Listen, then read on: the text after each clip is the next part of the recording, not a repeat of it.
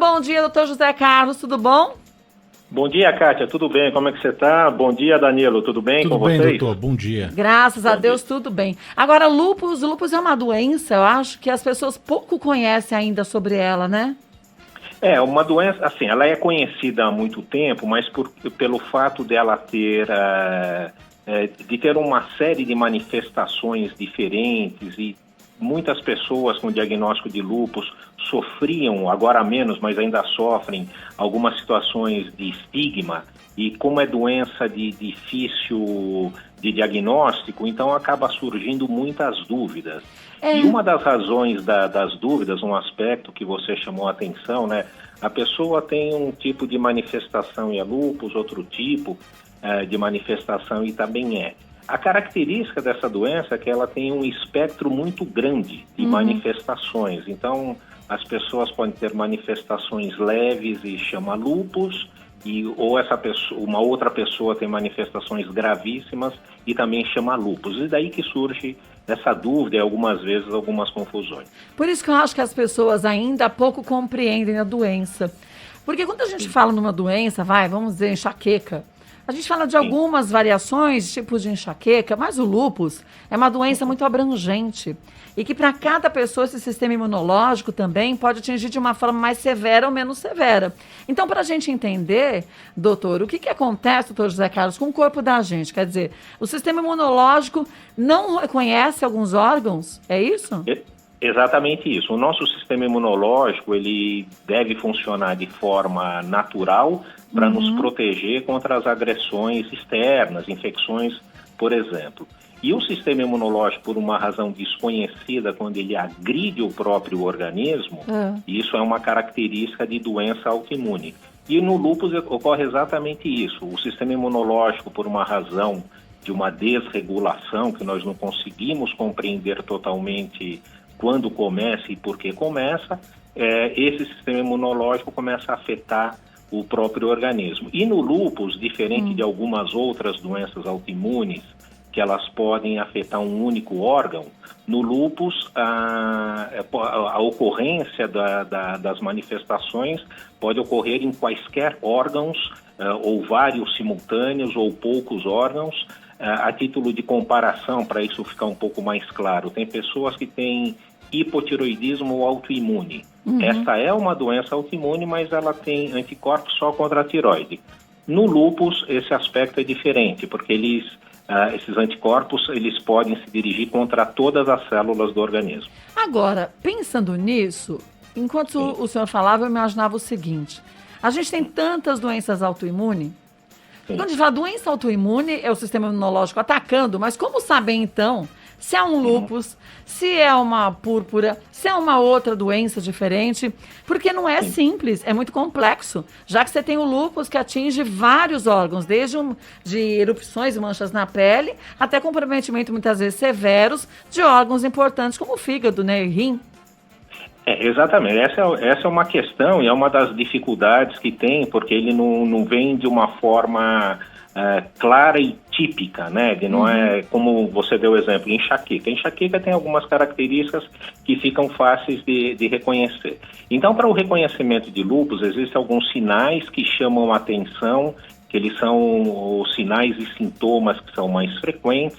Nós levamos em consideração aspectos epidemiológicos, como a idade. As doenças autoimunes são mais frequentes em mulheres e mais frequentes em mulheres jovens. Então, nós utilizamos algumas ferramentas para nos ajudar a definir esse diagnóstico. São definidos, através de estudos populacionais, alguns critérios para a classificação da doença, e isso ajuda a nos levar a esse caminho. Uma vez tendo esse conjunto de sinais e sintomas, para ajudar a definir esse diagnóstico do lúpus, nós temos testes laboratoriais. E nesta parte da medicina, da autoimunidade, a utilização de laboratório ela é muito importante, porque existem algumas alterações que são muito específicas e características. Então, para fazer um diagnóstico, nós vamos ver os sinais, os sintomas desses pacientes que têm essas queixas, que pode levar ao que nós chamamos a diagnóstico diferencial com outros problemas, mas os exames laboratoriais, eles nos ajudam muito na definição. Até para a gente saber como que está essa produção de anticorpos no corpo, é isso? Através desses exames?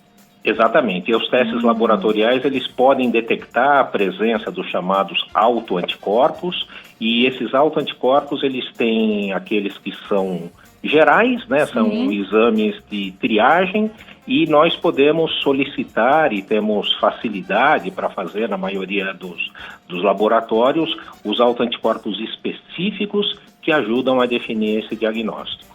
Os sintomas são muito variados, então, doutor José Carlos?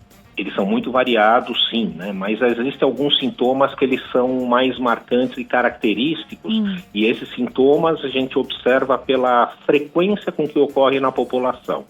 Então, sintomas que são ditos inespecíficos que podem acontecer em quaisquer doenças. Por exemplo, febre, que acontece em infecções, e também doenças inflamatórias. Então, a febre é um sintoma que chama a atenção. Dor nas articulações, a grande maioria dos pacientes em alguma parte da doença vai ter esse tipo de sintoma, e essa é uma das razões que o reumatologista também cuida dessas manifestações. O acometimento de manifestações na pele é muito frequente nessas doenças, que vão desde algumas erupções, sintomas relacionados à queda de cabelo, que pode ter relação com a doença, e os órgãos internos que podem ser afetados, que vão desde as membranas que envolvem os órgãos, como os pulmões e o coração, as membranas que revestem, acometimento de vasos sanguíneos.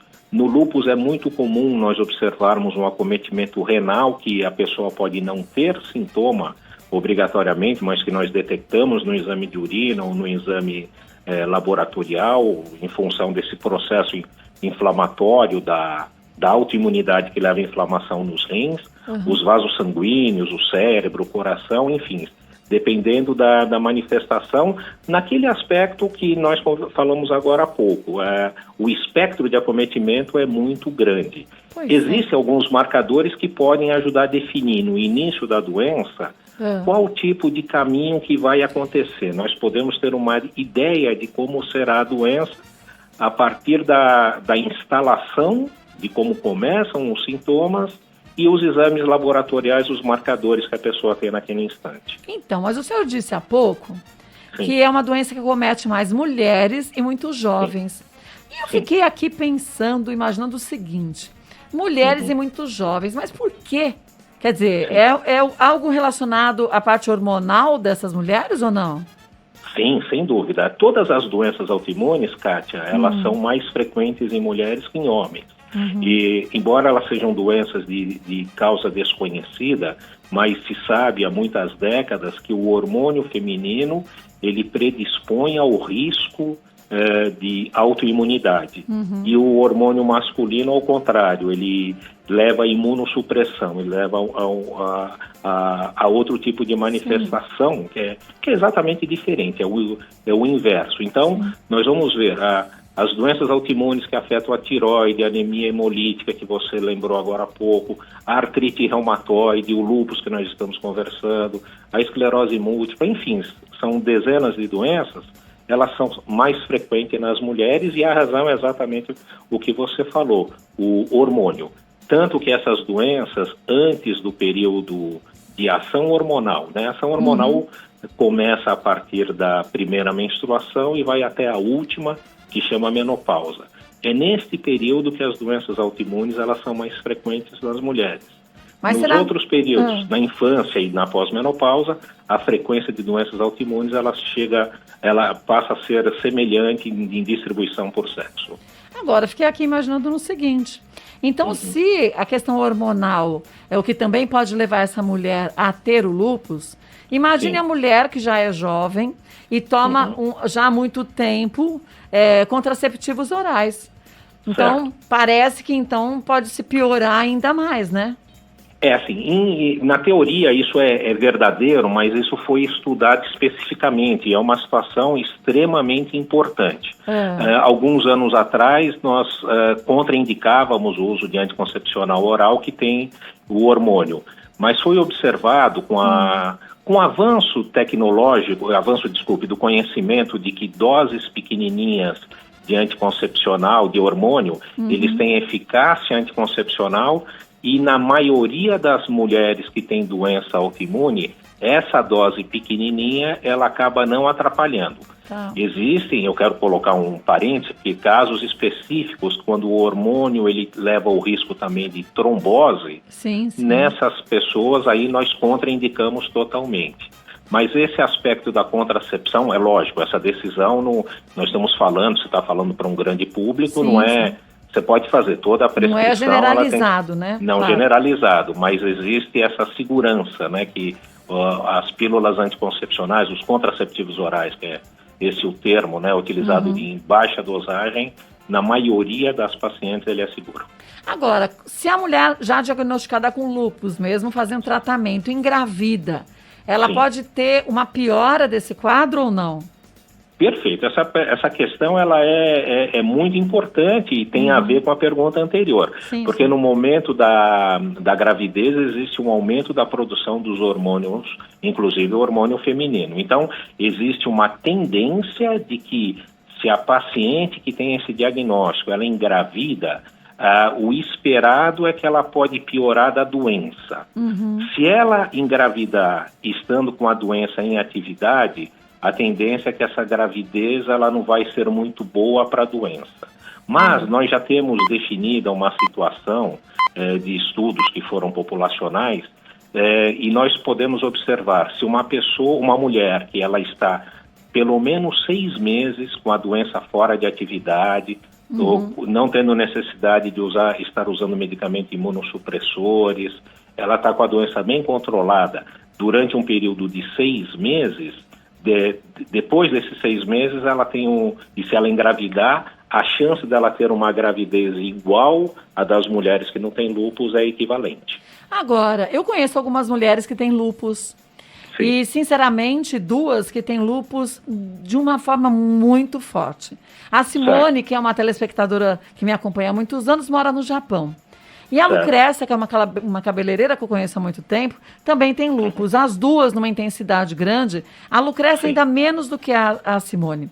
E aí eu começo a pensar, gente, existem medicamentos hoje que ajudam a controlar a doença, que ajudam também a fazer o corpo agir de uma forma diferente. Mas por que algumas mulheres acabam em algumas fases, eu não sei se o estresse também influencia, acabam, parece que ficando numa curva muito maior de inflamação do que outras mulheres, que podem ter até, inicialmente, um comprometimento maior de alguns órgãos, mas um pouco mais equilibrado. O que acontece com o corpo, doutor? Então, primeiro assim, uma questão, o estresse, isso que você falou, sem dúvida nenhuma, ele tem uma ação, um agravamento de doenças inflamatórias, que inclui as doenças autoimunes, e isso se conhece até da forma da modulação, hoje se sabe, da produção de substâncias que o nosso cérebro produz em momentos de estresse, ele tem uma ação no sistema imunológico levando ao agravamento da doença. Esse é um aspecto. O outro que você levantou, por que uma pessoa tem um lúpus mais brando e a outra tem um lúpus mais grave? A forma de início, essa questão, nós não temos essa resposta, porque umas têm, outras não. Mas naquele momento do diagnóstico que eu estava falando para você, quando nós fazemos aqueles testes, alguma situação nós podemos ter alguma expectativa do que pode vir a acontecer. Tipo? Aí nós tomamos assim alguns cuidados que, se isso vier a acontecer, nós tomamos a atitude terapêutica mais rápida para minimizar os problemas para o futuro. Então quer dizer, se eu tiver já um comprometimento maior de algum órgão, então ele já foi danificado de uma forma mais prejudicial, então eu vou ter uma vulnerabilidade maior nesse órgão. E se eu tiver o lúpus acometendo outros órgãos na mesma intensidade também, talvez daí junto com o estresse, e aí não é o estresse que eu digo só da pessoa ficar nervosa, não. É o estresse pelo medo da doença, né?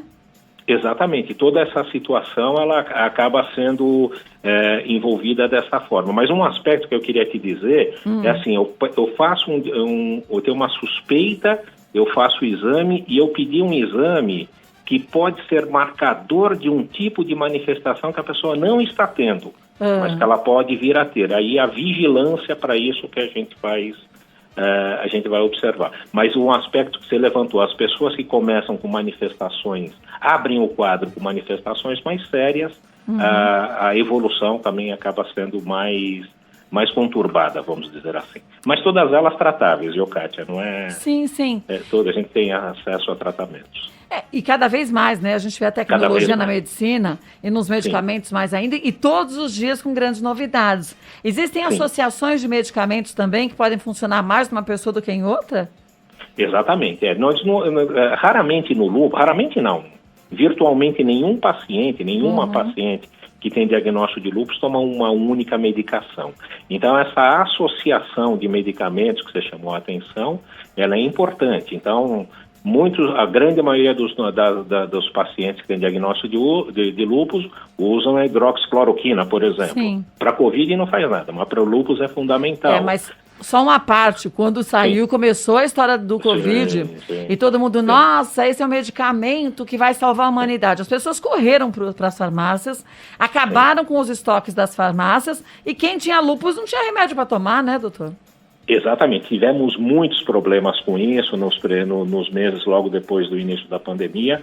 Foi um problema seríssimo que tivemos e depois acabou estabilizando, né? Hoje, a sequela que ficou disso é que o medicamento ficou muito mais caro, né? Era um medicamento acessível, mas ficou assim. Mas o que eu estava falando, a gente inclui a hidroxicloroquina e é uma associação de outros medicamentos que essa associação vai depender do que a pessoa manifesta.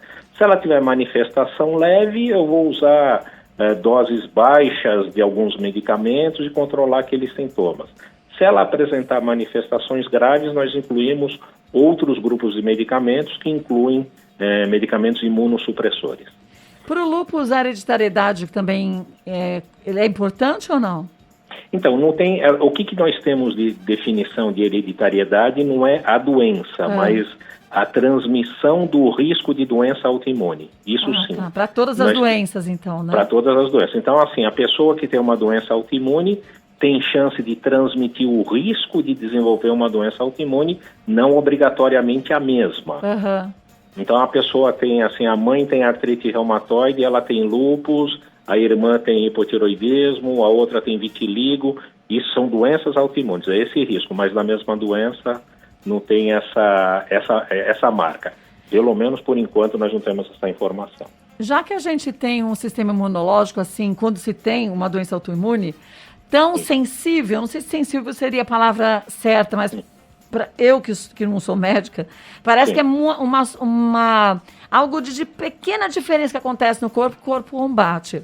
A pessoa não pode ter lúpus e outras doenças também, que na verdade transitam entre o lúpus, púrpura e outras que sejam justamente autoimunes?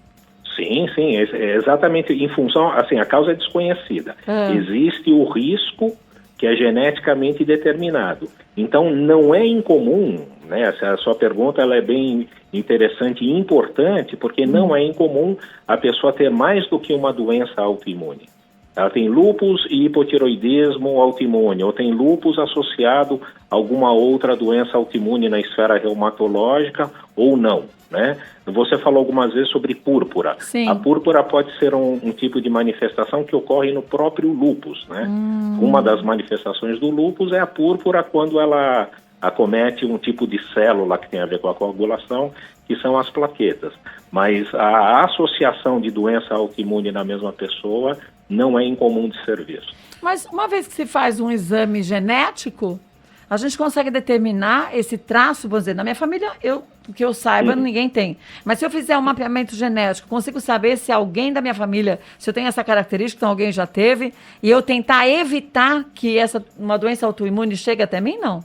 Então, o mapeamento genético, ele não vai te dar essa resposta definitiva. O que nós fazemos, nós procuramos aquela sequência genética que tem uma parte do cromossomo. Se a pessoa tem aquela sequência, tem nome, mas só que é tecnicalidade, se ele tiver aquela presença daquela sequência de genes, ele tem um risco de desenvolver. Mas, assim, se a doença fosse só doença genética, a condição necessária e suficiente seria a presença da variação genética, mas não é assim. Além disso, tem a interação com o meio ambiente, a questão do estresse, né? A doença, a gente fala, o que causa lúpus? Bom, a causa ela é desconhecida, mas ela é multifatorial. Tem o aspecto genético, que nós estamos falando agora, mas tem o sol que piora o lúpus, tem infecções que agravam a doença, o estresse que nós conversamos agora há pouco que agrava a doença. Então, são vários fatores que estão envolvidos no início e nas recaídas da doença. Doutor, aproveitando, não é, que vocês estão falando aqui sobre doença autoimune, não é? A lúpus tem nos sintomas dores nas articulações, não é? A Kátia estava falando também de artrite reumatoide. São doenças que têm comportamentos diferentes, mas elas têm uma ligação também entre si. Isso pode haver uma confusão ali até de diagnóstico. Como que funciona? Porque eu sei que existe uma relação médica ali entre lúpus e artrite. Sim, assim, a relação que existe é que as duas são doenças autoimunes. Ou seja, o sistema imunológico se volta contra a doença, contra a própria pessoa, aliás. Na artrite reumatoide, a característica da doença é que ela afeta primordialmente as articulações das mãos, dos pés, e a evolução, a característica do acometimento da artrite é diferente do acometimento do lúpus. Para um reumatologista, isso é relativamente simples de poder diferenciar, né, de a gente poder diferenciar. As radiografias da artrite reumatoide, a radiografia de articulação, é diferente das radiografias que nós vemos no lúpus. Os exames laboratoriais da artrite reumatoide, eles são diferentes do lúpus. Então, assim, o que você pergunta, Danilo, pode haver uma confusão na hora da instalação, mas depois que a doença começou, nós conseguimos diferenciar. O reumatologista consegue diferenciar de uma forma relativamente simples.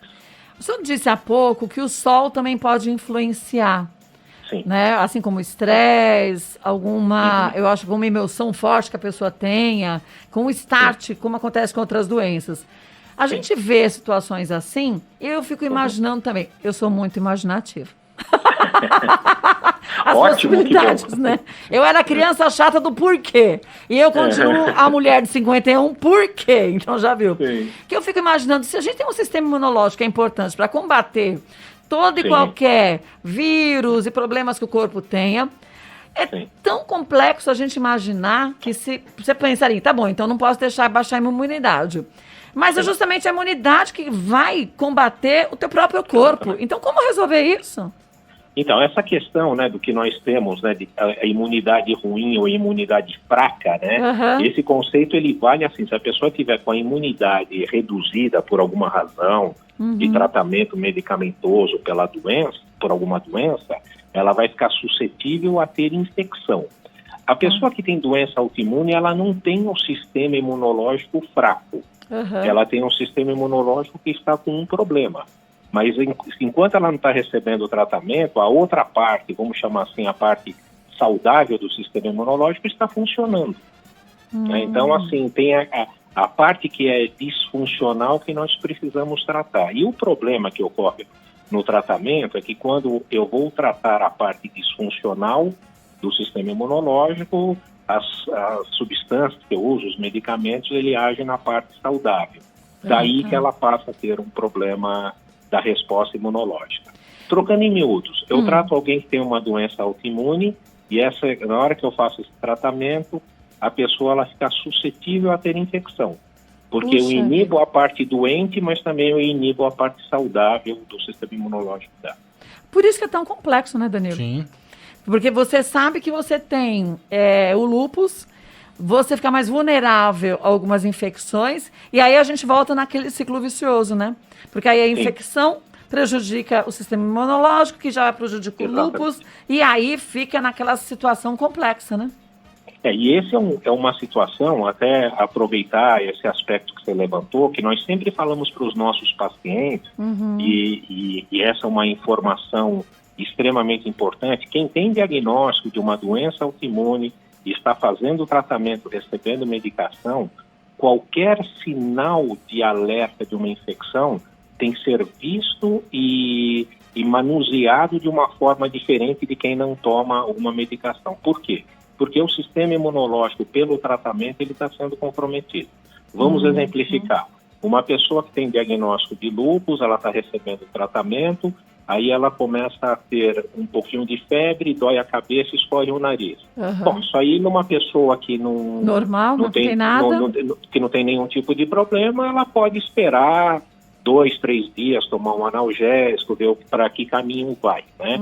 A pessoa que tem um diagnóstico de uma doença autoimune e está recebendo medicação, isso é um sinal de alerta e ela deve prontamente receber o tratamento, porque o desfecho pode ser ruim, porque o sistema imunológico dela está com essas alterações do tratamento.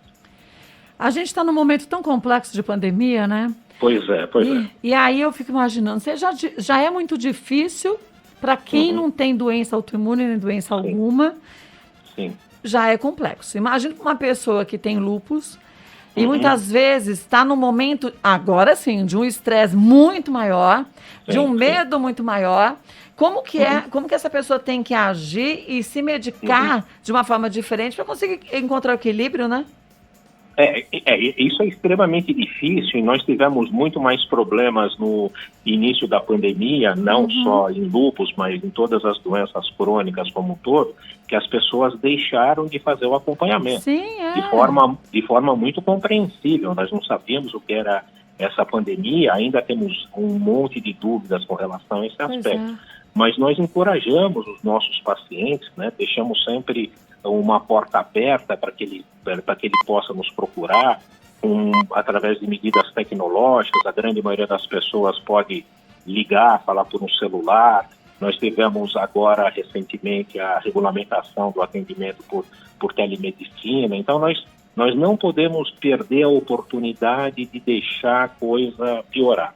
Vamos colocar também uma situação a título de exemplo. Uma pessoa que tenha lúpus, que tem um acometimento renal, que é uma situação mais ou menos comum. Se a pessoa interrompe um tratamento que ela está tendo uma boa resposta, ela pode ter uma recaída. Então... E uma piora e um agravamento da parte renal pode levar a uma insuficiência renal definitiva. Então, e aí uma necessidade de hemodiálise, por exemplo. Hemodiálise. Então, assim, um tratamento que a gente poderia reverter com tratamento de imunossupressão, ela eventualmente vai para hemodiálise e eventualmente até necessidade de transplante. Enfim, é um quadro muito mais sério. Mas é um momento que nós estamos vivendo para todas as doenças, né? E essa preocupação imunológica que nós tivemos no começo, que nós falamos o que vai acontecer com os nossos pacientes.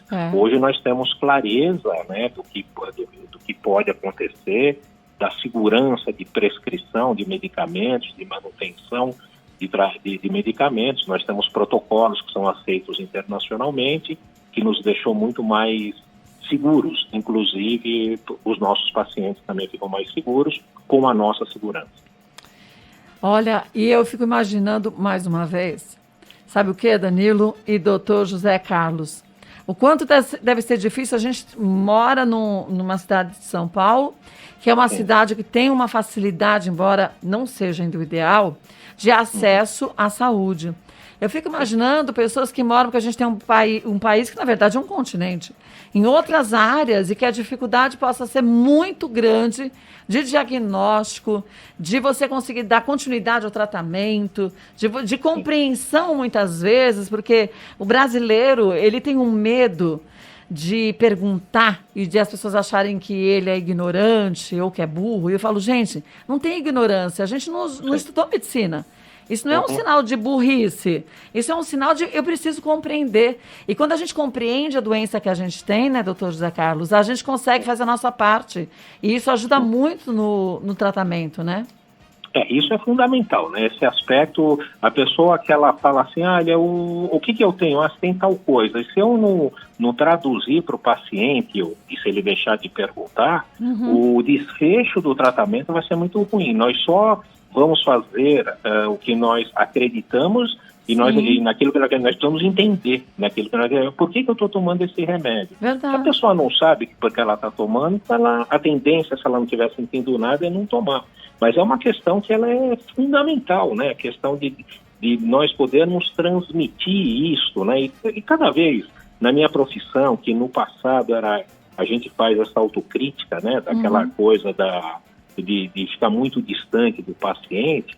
Hoje nós notamos que assim, uma boa orientação, uma boa conversa com o tempo, explicando qual é a natureza do problema de saúde, explicando por que ela está tomando aquela medicação, nós notamos que isso tem um impacto fundamental no ponto de vista de recuperação desses pacientes. Faz a diferença, né, Danilo? Ô, Kátia, você está falando, né, que o brasileiro tem medo, né, de perguntar, enfim.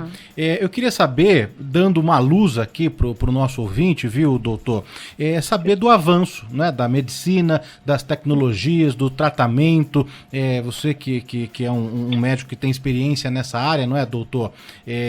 Conta aí pra gente se tem alguma novidade aí, se tem algum estudo para ajudar no tratamento, no diagnóstico, na cura, numa eventual cura aí do lúpus. Quais são as novidades aí? O que você pode dividir com o nosso ouvinte, hein? Então, nós temos assim, Danilo, o tratamento para lúpus, ele tem avançado, mas de forma mais lenta quando nós comparamos com outras doenças. Nós tivemos incorporação de novos medicamentos para tratar de lúpus muito mais eficazes do que nós usávamos anteriormente, mas também que foram emprestados de outras doenças. Nós vemos respostas melhores. E foram desenvolvidos tratamentos específicos para tratamento de lúpus que mostram um resultado satisfatório, mas ainda muito longe daquilo que nós pretendemos. O que tem de diferença, né, no aspecto, Danilo, é assim, a compreensão que nós temos da doença e a forma com que nós tratamos esses pacientes com as armas que nós temos. Nós usamos medicamentos que não são muito diferentes, que nós usávamos há 30 anos atrás, por exemplo, só que agora a gente sabe usar melhor. Fazendo um paralelo, nós não sabíamos nada como tratar um paciente com Covid grave em março. Não mudou muito, né? Não tem remédio para tratar Covid, só que a gente trata muito melhor as pessoas porque nós compreendemos. Então, hoje é muito mais raro nós vermos pacientes que têm diagnóstico de lúpus tendo uma evolução ou tendo uma complicação muito grave, desde que a pessoa tenha um acesso, né, a receber esse tratamento. Na nossa cidade, nós temos mais facilidades com isso, deixando de lado a pandemia no momento, e os recursos que nós temos para esses pacientes, eles são muito bons. Mas, respondendo especificamente o que o Danilo falou, nós temos muitas outras substâncias que têm sido estudadas atualmente, que são extremamente promissoras no sentido de melhorar bastante os pacientes. Nós não conseguimos, infelizmente, no momento, falar em cura. Por que a gente não fala em cura? Porque nós não conhecemos a causa, né? O que inicia a doença. Agora, é uma doença recente ou muito antiga, doutor? A doença é muito antiga. Ela tem, do ponto de vista histórico, Kátia, ela é descrita há muito tempo, mas assim, o modelo do que é uma doença autoimune, o reconhecimento de autoimunidade, nós temos poucas décadas. Existem muitas situações folclóricas com relação à doença. O próprio nome, lúpus significa literalmente lobo, acreditava-se no passado, alguns séculos atrás, das pessoas que tinham lúpus, que elas tinham sido infectada, contaminada, mordida por um lobo. Nossa, por isso era lúpus? Isso, por daí que veio o nome lúpus. Essa é uma questão, mas a razão principal é que uma das características do lúpus é que a pessoa que tem a doença, uma parte dela, desenvolve uma mancha no rosto, é uma mancha que fica do lado do nariz e sobre o nariz. Essa mancha chama-se vespertílio, e o vespertílio é uma característica dos lobos. O cachorro não tem, o lobo tem. Então foi daí que foi feita esta associação, né? Então ela ficou durante muito tempo sem saber do que era. Até até antes de nós utilizarmos corticoide, que é um dos medicamentos que nós utilizamos, o lúpus era classificado como, em dicionários, assim, uma doença fatal de mulher jovem, que não se conhecia absolutamente nada, não se conhecia imunidade. Né? A partir dos corticoides e do avanço tecnológico na imunologia, do estudo de imunologia, que nós passamos a compreender a real natureza da doença. Agora, o senhor falou em corticoides. Tem muita gente que morre de medo quando o médico manda tomar corticóide e fala, ai meu Deus, eu vou inchar e posso ter complicações em outros órgãos e de uma forma geral na saúde. Isso de fato é verdade ou não? É verdade, não, sem dúvida nenhuma. O corticoide, ele tem um efeito... Primeiro, assim, o corticoide, ele tem um efeito, ele foi revolucionário na medicina. Sim. Os cientistas que sintetizaram e propuseram o corticoide ganharam um prêmio Nobel de medicina por causa disso. Ele modificou a evolução de doenças, em especial, caracteristicamente, a artrite reumatoide e depois outras doenças inflamatórias. Mas só que ele tem esse problema. Ele tem o problema de efeitos colaterais. Corticoide dá efeito colateral para todo mundo. Sim. Mas o benefício que ele dá, por exemplo, para tratar uma crise lúpica aguda, não tem melhor remédio que o corticoide. Isso ele faz diferença. Se nós vamos pegar a história do lúpus antes do corticoide e depois do corticoide, é assim, passamos das trevas para a luz. Então, é por isso que eu acho que a gente não pode condenar nenhum remédio, mesmo a gente não, porque a gente não é médico, né? Porque o que difere um remédio de um veneno é a dosagem e a indicação, Exatamente. Né? E a forma como é utilizada. Né? Então, quer dizer, a automedicação, aí sim eu acho, e a gente também tem um problema sério no Brasil, que as pessoas têm o hábito de se automedicar. Eu tô com uma alergia forte, vou tomar só por 5 dias o corticoide, que o médico me deu há 5 anos atrás, que aí eu já fico boa. Mas, gente, você não sabe se é a mesma coisa, você não sabe se o corticoide vai te dar algum problema, você tem outra doença nesse tempo todo, né? Exato, não, realmente, é uma coisa que a gente brinca, aquela piada, né? O corticoide é a faca de 2 legumes, né? Porque, como dizia o saudoso Vicente Mateus, né? É verdade. Mas você tem razão de chamar atenção e a gente compreende que os pacientes eles têm essa restrição, é um problema que nós temos no dia a dia. E tem um aspecto também do corticoide que é difícil de nós podermos suplantar, mas as pacientes acabam, a gente fala porque a maioria das pacientes que tem esse diagnóstico, porque ele tem efeitos colaterais do ponto de vista estético também, né? Sim, a pessoa aumenta de peso, pode aumentar a acne, pode aumentar uma pilificação, que é transitório. A gente conseguindo controlar os aspectos da doença, diminuir da atividade, nós começamos a retirar o corticoide. Agora, o lúpus pode causar comprometimento oftalmológico ou não? Sim. Pode também? Pode também, porque um dos problemas que o lúpus pode afetar, uma das manifestações mediada imunologicamente, são os vasos sanguíneos como um todo, e inclusive os vasos sanguíneos da retina. Puxa. Então, quando ocorre esse acometimento na retina pelo lúpus, pode levar a um comprometimento. E também existe, para aproveitar a ponte do corticoide, um efeito colateral do corticoide quando utilizado a longo prazo, é um efeito colateral que pode levar a catarata, né, e glaucoma. Mas respondendo especificamente o que você perguntou, sim, pode ter. Assim, Kátia, a gente pode falar assim, não existe órgãos que não podem, que são preservados pelo lúpus. Qualquer órgão do corpo, da pele até o cérebro. Exatamente. Quaisquer órgãos, eles podem ser afetados pela doença. E a razão disso, aproveitar, porque o anticorpo que é produzido, o autoanticorpo, a autoimunidade, é contra os constituintes do núcleo da célula. E os núcleos das células, eles são muito semelhantes. Então, se ele produz um anticorpo contra o núcleo da célula, ele contra qualquer célula. Por isso que pode ter esse tipo de manifestação em vários órgãos. Já que a gente tem uma pessoa tão vulnerável, vamos dizer assim, quando se tem lúpus, com algumas ações externas, a gente poderia dizer que a alimentação também pode influenciar bastante, já que existe uma leva da medicina nutricional que diz que se a gente come muito enlatado, conservantes, embutidos, a gente fica com o corpo inflamado. Isso realmente, na atividade de tantos anos que você tem com pacientes com lúpus, faz a diferença? Então, existe assim, a observação é observacional, mas não existe, do ponto de vista científico, algum tipo de alimento que a gente fala assim, piora o lúpus, ou algum tipo de alimento que melhora o lúpus ou doenças inflamatórias. Existe essa onda, né, que você falou, que o glúten ele é pró-inflamatório. Bom, ele é pró-inflamatório para quem tem doença celíaca, Quem não tem, nós não temos essa confirmação, né? Uhum. E a pessoa que toma lactose, ela tem intolerância à lactose. Mas são aquelas situações, né? O leite de vaca, ele foi feito para o bezerro, não para o humano. Sim, é verdade. É que a gente continua mamando até hoje, né? Literalmente, Continua, né? Exatamente, né? E o trigo que a gente usa é diferente do trigo dos nossos ancestrais. Então, a concentração de glúten tem a ver com essas alterações. Mas nós vemos, Tati, assim, fala assim, olha, tem um alimento que deve ser evitado para o paciente que tem lúpus. Não.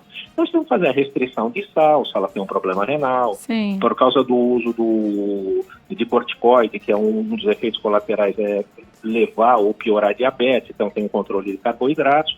Mas são por essas razões. Agora, para a doença propriamente dita, existe um monte de estudos. Assim, a cúrcuma melhora o sistema imunológico, a pimenta vermelha, o chocolate amargo, mas isso nós não temos universalmente aceito. Se a pessoa com lúpus quer fazer tatuagem, Sim. cirurgia plástica, pode-se fazer ou tem que se checar se a doença está controlada? Como está esse sistema imunológico, principalmente com a tatuagem, né? Porque você tem uma agressão na pele, muitas pessoas com lúpus também têm esse problema na pele. É indicado ou não? Então, assim, se a pessoa estiver com a doença fora de atividade, aquele momento que ele está Sim, controlado, ela adormecida. pode... Está adormecida, a palavra é essa, né? O lobo está dormindo, a gente usa sempre brincando, né? Ela pode fazer esse procedimento de tatuagem, colocar piercing, sempre observando todas as medidas de higiene, isso aí não teria problema. Um aspecto em especial para o lúpus, que deve ser, esse sim é contraindicado, é o bronzeamento artificial com ultravioleta. E por quê? Conforme eu te falei agora há pouco do problema de que o sol piora o lúpus, sei. é pelo mesmo motivo. Então, a radiação ultravioleta sobre a pele, ela acaba destruindo as células da pele. E essa destruição das células funcionam como estímulo para a produção de autoanticorpos. Agora, então, pode falar. Por isso que a pessoa que tem lúpus, ela não deve tomar sol, e nesse aspecto da pergunta do estética, né, o bronzeamento artificial é contraindicado. Agora, visto isso, eu lhe pergunto o seguinte, a gente viu, pelo menos em algumas pesquisas em relação ao Covid-19, que muitas das pessoas que pegaram o coronavírus tinham uma baixa dosagem de vitamina D. Se as pessoas com lúpus não podem tomar muito sol, não existe uma baixa dosagem de vitamina D, que é uma vitamina extremamente importante justamente para o sistema imunológico? Sim, você acertou na mosca essa questão, né? Isso é uma discussão que nós temos, é um assunto bem estimulante para nós. Primeiro nós temos que a vitamina D, nem levando em consideração a Covid, mas a vitamina D nós temos, né? A principal função dela é no metabolismo do osso. Se observa várias outras ações que ela pode ter, mas especificamente com relação às doenças autoimunes, os estudos populacionais mostram que quem tem a vitamina D baixa tem um desfecho pior da doença. Então, nós recomendamos que essas pessoas tenham a vitamina D normal. Então, assim, para ela ativar a vitamina D, ela precisa se expor ao sol, mas ela tem a restrição. Realmente nós temos isso. Então, as alternativas que nós temos, a exposição muito rápida ao sol, né, que nós não precisamos de exposição prolongada para ativar a vitamina D, e os preparados que têm de vitamina D ativa, né, se for o caso para nós fazermos para as nossas pacientes. Mas é um problema. Nós temos doenças em que a gente fala para a pessoa vai tomar sol, a título de exemplo, a psoríase, e tem pessoas que a gente fala foge do sol, que a título de exemplo, o lúpus. Quem se expõe muito ao sol pode também, a partir daí, ter se tiver já uma tendência a ter uma doença autoimune, pode ali também ter um start? Pode, assim, mas o sol das doenças autoimunes, Kátia, especificamente para lúpus, não para outras doenças autoimunes, por causa da característica da destruição da pele. Não é para qualquer doença autoimune, mas para o lúpus, sim, se a pessoa tiver aquela predisposição genética, o sol pode ser... A pessoa abriu o quadro dela depois de uma exposição solar, sim. Quando a gente vê famosos assumindo publicamente que tem lúpus, como acho que a Selena Gomez e a Lady Gaga, que eu sei que tem, que falam abertamente, isso ajuda as pacientes também, doutor? Eu acho que ajuda e ajuda muito, né? Porque desmistifica, né? Que infelizmente nós estamos conversando no terceiro milênio sobre uma doença que ela tem assim uma situação de que as pessoas têm uma carga muito grande por não saber a natureza da doença. Então, quanto mais informações, quanto mais democratizada tiver essa informação, muito melhor para os nossos pacientes. Até aquela questão, a pessoa fala assim, poxa, eu tenho lúpus e tenho um tipo de manifestação na pele, eu posso transmitir para outra pessoa? Não, isso não é doença transmissível, até para convivência, mas eu penso que quanto mais informações nós tivermos em qualquer assunto, não só na medicina, vai ser cada vez mais importante. Então, pessoas assumirem que tem um diagnóstico, né? Primeiro assim, o diagnóstico é individual, mas personalidades importantes que influenciam a população, se puderem trazer, né, informações no sentido educacional, é extremamente importante, sim. Olha, queria agradecer demais a sua participação no Do Bom e do Melhor. Foi uma honra para mim tê-lo aqui, viu, doutor José Carlos? Para mim também foi uma grande satisfação poder conversar com você e com o Danilo, com todos os seus ouvintes. Obrigada. Desejar para vocês muitas felicidades, cuidem-se aí da Covid, esperamos que isso passe logo. E um grande abraço a todos vocês. Obrigada, Bom senhor dia, também, doutor. e um ótimo Natal, viu?